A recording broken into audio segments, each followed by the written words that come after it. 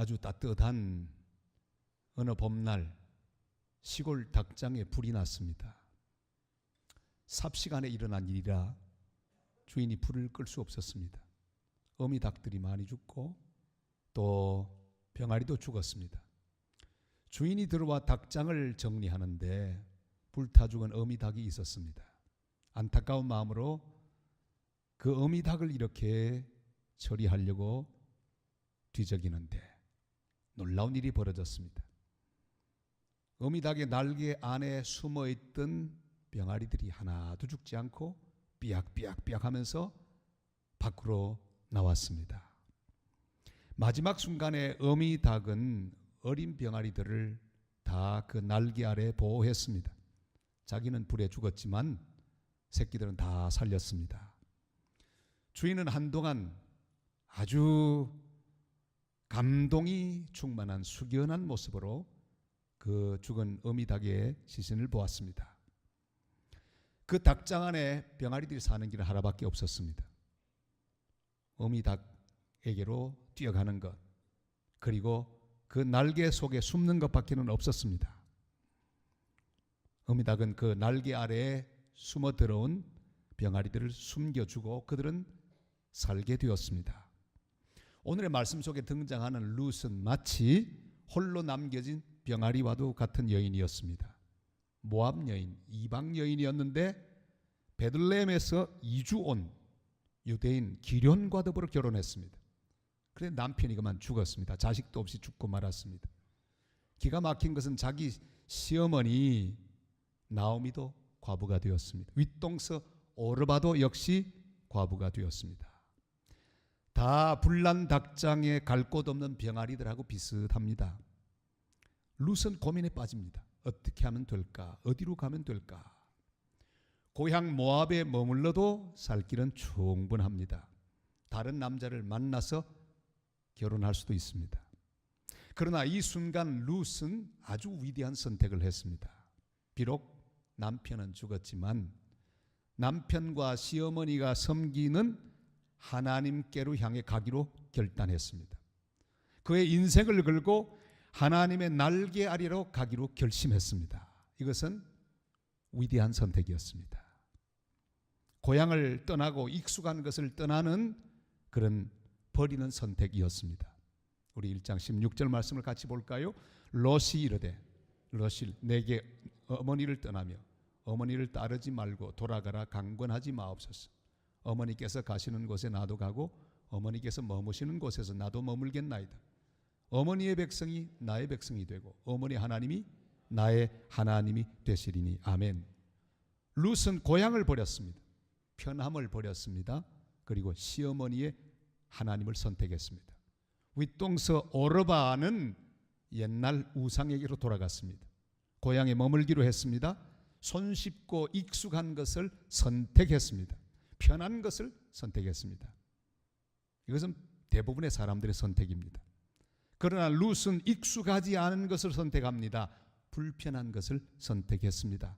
앞이 보이지 않는 것을, 희망이 없는 것을 선택했습니다. 왜냐하면 하나님을 선택하는 것이 최선의 선택인 것을 그가 알았기 때문입니다. 믿음의 조상 아브라함이 한 선택도 역시 본토 친척 아비집을 버리는 선택입니다. 친구를 버리고 익숙한 것을 버리는 선택을 아브라함이 했습니다. 왜냐하면 하나님께서 그에게 말씀하셨기 때문입니다. 창세기 12장 1절 말씀 다 같이요. 여호와께서 아브라함에게 이르시되 너는 너의 고향과 친척과 아버지의 집을 떠나 내가 네게 보여줄 땅으로 가라. 아멘. 예수님 제자들 역시도 가장 위대한 선택을 했습니다. 그물과 배를 버리고 우리 주님을 선택했기 때문입니다. 요즘 들어 더욱더 부강해지는 나라가 있습니다. 초강대국 미국. 그동안은 석유를 수출하게 됐는데 수출하지 않아도 될 만큼 어마어마한 매장량의 석유를 자랑합니다. 최근에 세일가스까지 발견돼 가지고 더 강력한 나라가 되었습니다. 그러나 사실 따지고 보면 그 출발은 신앙의 자유를 찾아서 영국을 떠나기로 선택한 102명의 청교도들의 선택과 결단과 더불어 시작됩니다. 그들이 처음 탔던 배는 스피드웰이라고 하는 배였습니다. 잘 달린다 그런 뜻이죠. 속도가 좋다는 뜻이겠죠. 그런데 그 선장 레이놀즈라고 하는 사람은 일부러 돛대를 높였습니다. 돛을 많이 달았습니다. 물이 배에 넘쳐서 들어오게 했습니다. 그의 마음속에 있는 꿍꿍이 속은 배를 팔아먹는 생각이었습니다. 결국 그 배를 계속 탈 수 없었어요. 만약에 그 배가 처음 도착했더라면 메이플라워처럼 역사적인 배가 되었을 터인데 그 배 주인은 그것을 몰랐습니다. 그래서 옮겨 탄 배가 메이플라워호. 그 지도자 라이 아훌은 돛을 내렸습니다. 풍랑의 배를 막겠습니다. 돛을 올리는 게 아니라 도로 내리고 그들은 모든 것을 묶어버리고 난 다음에 하나님께 기도합니다. 배는 기적적으로 균형을 잡고 나아갑니다. 5,000km를 항해했습니다. 신대륙에 도착합니다. 그때 상황을 이렇게 기록하지요. 모두 무릎을 꿇어 거친 대양에서 배를 인도하시고 모든 위험과 고난에서 구원하시며 다시 단단하고 단단한 땅에 발을 딛게 해주신 하나님께 찬양했다. 여러분, 믿음의 사람은 돛을 달기는커녕 도로 돛을 내립니다. 세상의 돛, 물질의 돛, 사람의 도움의 돛, 이 모든 돛들을 오히려 내리고 우리 하나님께로 피해가는 것이 믿음입니다. 속도보다 방향이 중요합니다. 빨리 가는 것 중요하지 않습니다. 내 인생에 속도를 내게 할 돛을 의지하지 마시기를 바랍니다. 돛을 내리고 차라리 믿음의 닷을 하나님 앞에 내린 다음에 주께로 부르짖는 하나님 사람들이 되시기를 바랍니다. 주님을 바라보시기를 바랍니다. 주님의 인도에 맡길 수 있기를 바랍니다. 힘들어도 돌아가지 말기를 바랍니다. 이미 우리 귀한 선교사님들 고향을 다 떠났습니다. 힘들어도 절대 돌아가지 마시기를 바랍니다. 오르반은 돌아가고 말았습니다. 옛 사람으로 돌아갔습니다. 옛 생활로 돌아갔습니다. 옛 신에게로 돌아갔습니다. 옛 습관으로 돌아갔습니다. 그러나 우리는 그렇게 돌아가면 안 됩니다.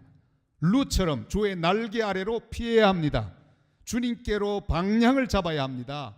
모압을 버리고 세상을 버리고 욕심을 버리고 편함을 버리고 주님이 지시하는 곳으로 가는 복된 성도들 다 되시기를 주님의 이름으로 축원합니다. 모압을 버리고 베들레헴 행을 선택한 룻에게 상이 기다리고 있었습니다. 오늘 말씀을 보면 상 주시기를 원하노라 그렇게 보아스가 말하죠. 그 상은 갑자기 주어진 상이 아닙니다. 베들레헴에 돌아왔지만 여전히 먹을 게 없었습니다. 살아갈 대책이 막연했습니다. 룻은 이삭이라도 주우려고 어떤 밭으로 갔는데 그것은 바로 보아스의 밭이었습니다. 자기 시아버지의 친척인 보아스. 성경은 이 사건을 이렇게 기록합니다. 우리 2장 3절 말씀을 읽을까요? 룻이 가서 베는 자를 따라 밭에서 이삭을 줍는데 우연히 엘리멜렉의 친족 보아스에게 속한 밭에 이르렀더라. 아멘. 우연히 이 말이 등장합니다. 그러나 이것은 인간의 표현에 불과합니다. 기술할 때 나타나는 표현 방식에 불과합니다. 우연이 아닙니다. 믿음 안에서 우연은 없습니다. 바른 선택을 한 룻을 위한 하나님이 주신 상이었습니다. 우연한 만남도 없습니다. 우연한 사건도 없습니다. 우연한 방향도 없습니다. 다 하나님이 하나님의 뜻대로 선택하고 믿음의 방향으로 가는 사람을 위하여 베풀어 주시는 은혜의 상입니다. 그것이 바로 만남의 상이었습니다. 빌립이 예루살렘에서 가사로 가는 길로 가라는 말을 듣고 순종하여 광야로 갔을 때 거기 에디오피아 간닥의 넷이 그를 만나는 만남의 상을 받았습니다. 복된 만남을 우리에게 상으로 주십니다. 주님이 가라고 하는 그 방향으로 하면 반드시 상이 있습니다. 보아스는 룻의 모든 사정을 다 알았습니다. 그의 믿음의 선택을 알고 있었습니다. 그래서 이렇게 말합니다. 12절 말씀 다 같이요. 여호와께서 내가 행한 일에 보답하시기를 원하며 이스라엘의 하나님 여호와께서 그의 날개 아래 보호를 받으러 온 내게 온전한 상 주시기를 원하노라 하는지라. 아멘. 룻의 상은 하나님의 특별한 배려로 나타났습니다. 미리 하나님이 다 준비하셨어요. 먼저 가서 이삭을 뿌려두었습니다. 여러분 이거 얼마나 쉽습니까? 다른 사람은 이 이삭을 찾기가 참 어려운데 룻이 가는 길에는 미리 이삭을 뽑아서 뿌려두었습니다. 그러니까 한 번만 가면 다 거둘 수 있죠. 이것이 하나님이 미리 준비하시는 은혜입니다. 우리가 믿음으로 선택하면 주님은 반드시 상을 주십니다. 히브리 11장 6절이 말씀하시죠. 다 같이요. 믿음이 없이는 하나님을 기쁘시게 하지 못하나니 하나님께 나아가는 자는 반드시 그가 계신 것과 또한 그가 자기를 찾는 자들에게 상 주시는 이심을 믿어야 할지니라. 아멘. 저는 절대로 목사 사위를 보지 않으려고 했습니다. 왜요? 제 딸이 고생하잖아요. 절대로 목사 사위는, 그래서 혹시 한 번씩 말이 오면 아주 그 모든 것 다 거부했습니다. 근데 제가 졸업한 장로회 신학대학교 신대원 사경에 제가 강사로 갔습니다. 1,050명이 앉아 있는데 거기 올라섰습니다. 첫 시간에 섰는데 성령의 감동이 옵니다. 여기 네 사위가 있다. 제가 주님 목사 사위는 안 합니다. 저로 충분하지 또 뭘 사위까지 그렇게. 두 번째 시간에서는 또 감동이 옵니다. 여기 네 사위가 있다. 세 번째도 감동이 있죠. 그래서 전 포기하고 순종했습니다.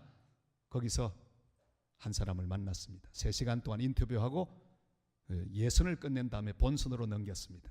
번호를 주었더니 1년 동안 연애 잘하고 바로 이 자리에서 제가 주례하는 가운데 결혼식 마치고 그리고 제 사위가 됐습니다.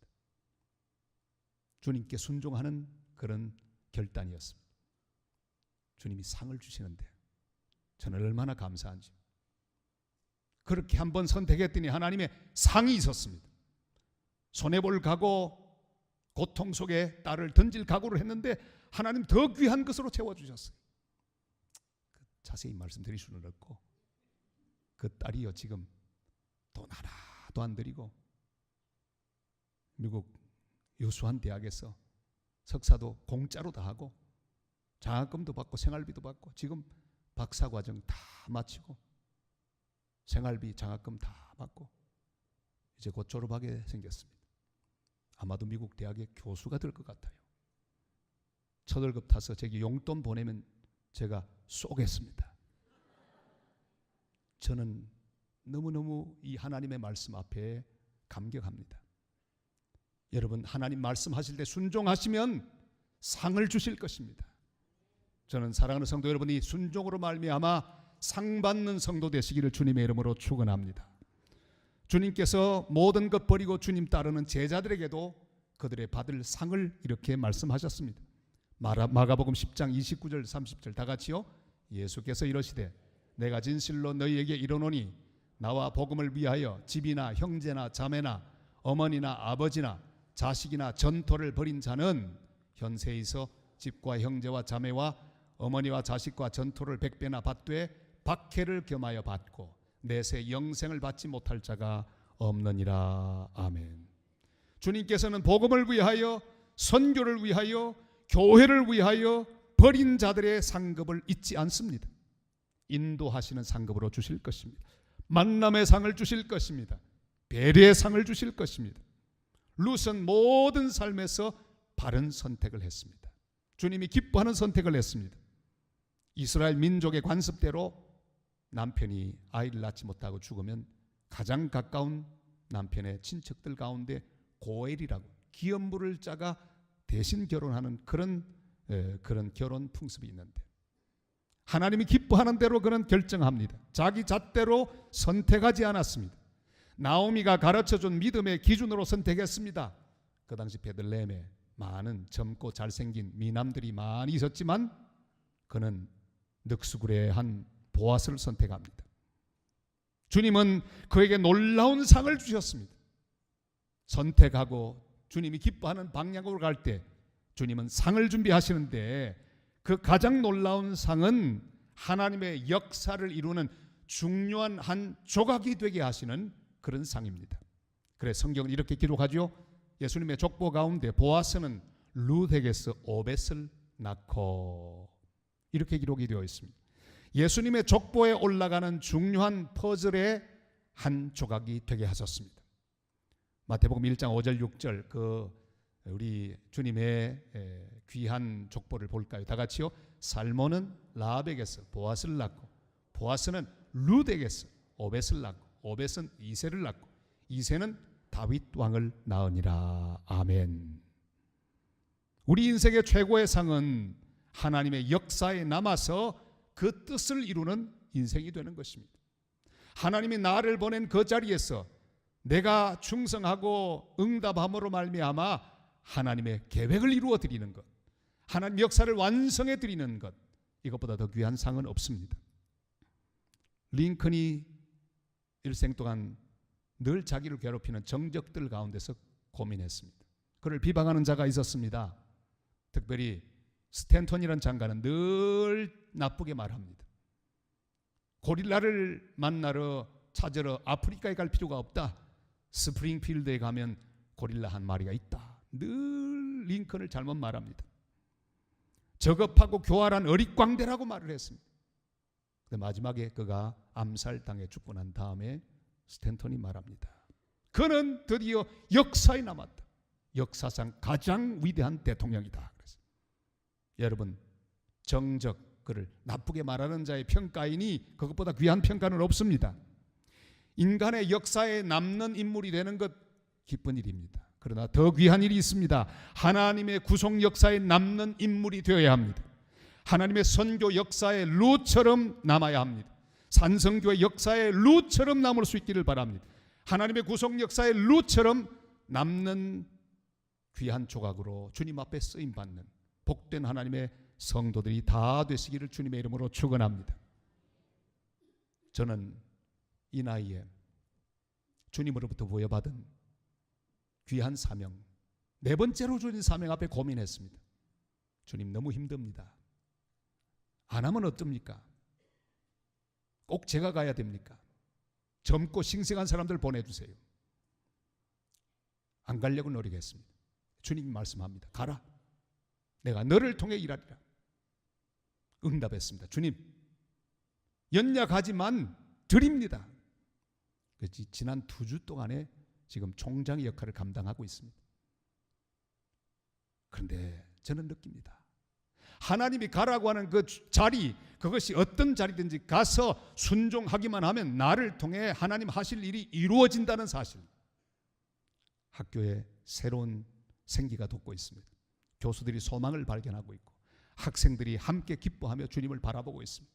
그리고 지역 교회들의 마음들이 조금씩 주님께로 돌아오고 학교를 향해 돌아오는 것을 저는 경험하고 있습니다. 사랑하는 여러분, 하나님이 우리를 사용하셔서 꼭 쓰실 그 자리에서 사용해 주실 때 하나님의 역사는 이루어질 것입니다. 베세다 광야의 오병이어를 주님께 바친 한 아이, 그 빈들에 굶주려 죽어가는 10,000명을 먹이신 주님의 기적을 이룬 한 조각이 되었습니다. 그때 그 한 아이, 그 아이가 바친 보리떡 5개 물고기 2마리는 위대한 음식이 되었습니다. 전 이스라엘이 우상을 섬기고 바알과 아세라 신을 섬길 때 하나님의 능력이 나타나게 한 바로 그 한 조각, 엘리야였습니다. 430년 동안 애굽의 노예 생활하던 이스라엘 백성을 구원하는 하나님의 거룩한 도구 한 조각, 그가 바로 모세였습니다. 믿음의 조상으로 구원의 역사를 진행하게 될 한 조각으로 본토 친척 아비집을 떠난 아브라함, 그 한 사람 때문에 믿음의 역사가 시작이 되었습니다.